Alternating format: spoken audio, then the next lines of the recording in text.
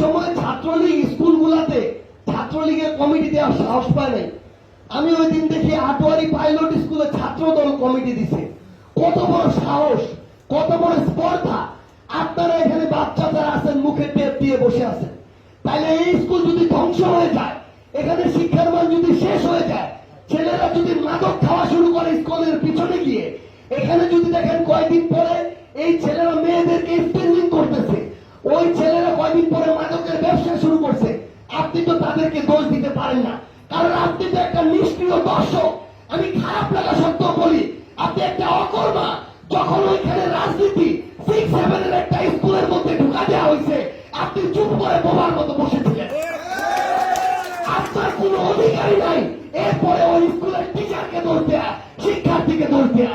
কারণ আজকে 6-7 একটা বাচ্চার একটা স্কুলে কিভাবে একটা লেজুর ভিত্তিক একটা রাজনীতি ঢুকা দেওয়া হয়, ওই বিশ্ববিদ্যালয়ের রাজনীতি হইতে পারে, আপনার স্কুল কলেজে রাজনীতি ঢুকে যাবে, আর আপনি বলবেন শিক্ষকটা খারাপ, পড়াইতে পারে না, এই বলার অধিকার আপনার নাই।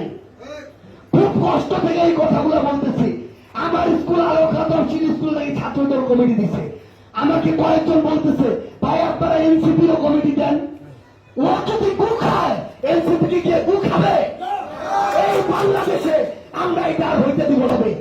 আপনারা যদি অভিভাবকরা ওই স্কুলে যদি 1000 শিক্ষার্থী থাকে, 1000 শিক্ষার্থী আর তাদের বাপ মারা যদি স্কুলের সামনে দাঁড়ায় যাইতো, যতদিন না একটা 6-7-8-10 স্কুল থেকে এই রাজনীতিটা নিষিদ্ধ না করা হচ্ছে, ততদিন এই স্কুলে কোন ধরনের কার্যক্রম চলবে না। তারপরে তিনি ওই কমিটিটা বাতিল হয়ে যেত। ছাত্র দলের সেক্রেটারি যিনি আছেন নাসির ভাই, আমি ফোন দিয়ে বলছি, তিনি উত্তরে বলছেন যে ছাত্র দলের স্কুল পর্যায়ের কমিটি করা নিষেধ। আমি বলছি আমার জেলায় বিভিন্ন জায়গায় কমিটি হয়েছে, এটা যদি বাতিল না হয়, এনসিপির পক্ষ থেকে আমরা সামনের সারিতে থেকে এই পঞ্চগড়ে আন্দোলন